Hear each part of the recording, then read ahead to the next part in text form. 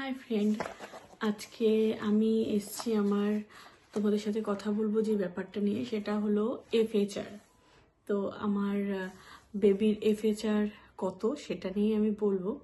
আমার ডেলিভারি সামনেই তো তার আগে আমি এফএচআর নিয়ে বলতে চাই, তাহলে তোমরা একটু আমাকে প্রেডিক্ট করে বলবে যে তোমাদের কি মনে হয় আমার কি হতে চলেছে।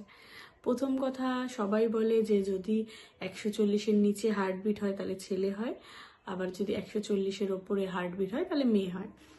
এবার আমি আমার সব এফএচআর ইউএসজি রিপোর্টগুলো তোমাদের দেখাবো, তারপর তোমরা অবশ্যই জানাবে যে কি হবে।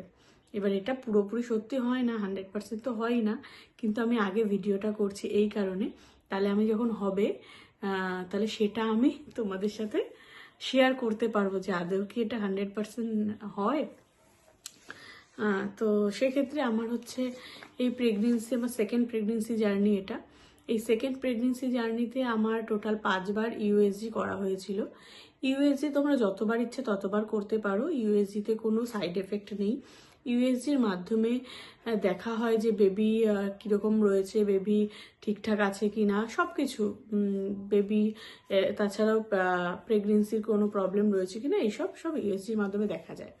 তো আজকে যেটা আমি তোমাদের সাথে শেয়ার করব সেটা হলো ইউএসজিতেই এফএচআর।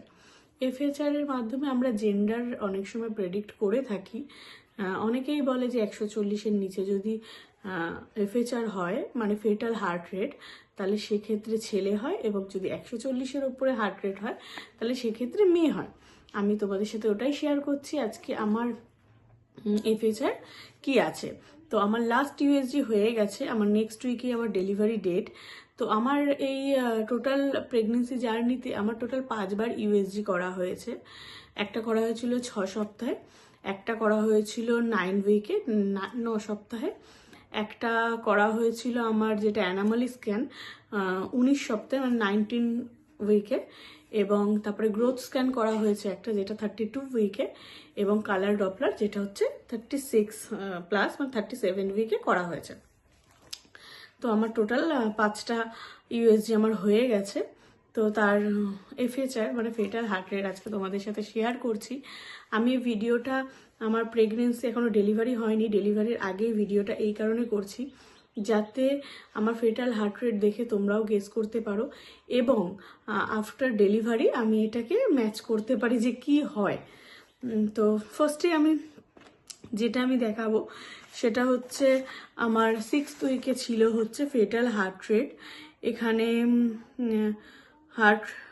ফেটাল হার্ট রেট ছিল হচ্ছে 168 বিপিএম, মানে পার মিনিট 168, 168 বিপিএম। এটা হচ্ছে আমার 6 উইকের এফএচআর ছিল। দেন তারপরে আমার 9 উইকে করা হয়েছিল, এটাকে এমার্জেন্সি ছিল তো সেই কারণে আমার করা হয়েছিল। এখানে এসছিল 170 বিপিএম, 170 বিপিএম, মানে ফেটাল হার্ট রেট এফএচআর এসছিল 170। এটাও 140-এর ওপরেই আছে। তাছাড়াও আমার যেটা করা হয়েছিল অ্যানামলি স্ক্যানে আমার এসছিল হচ্ছে অনেক কমে গেছে, কমে এসছে 149 বিপিএম এফএচআর, 149 দেখতে পাচ্ছ, 149। দেন তারপরে আমার এটা হচ্ছে থার্ড গেল। তারপর আমার ফোর্থ যেটা হচ্ছে 32 উইকে করা হয়েছিল একটা গ্রোথ স্ক্যান। সেই গ্রোথ স্ক্যানে আমার রিপোর্ট যেটা এসছিল সেটা হচ্ছে এফএচআর, এখানেও এসছে 149, এখানেও আমার এফএচআর এসছে হচ্ছে 149। এই যে কোথায় গেল, এখানেও আমার এসছে হচ্ছে 149 বিপিএম। এই যে এখানে আমার 149 বিপিএম এসছে, এটা হচ্ছে 32 উইকে।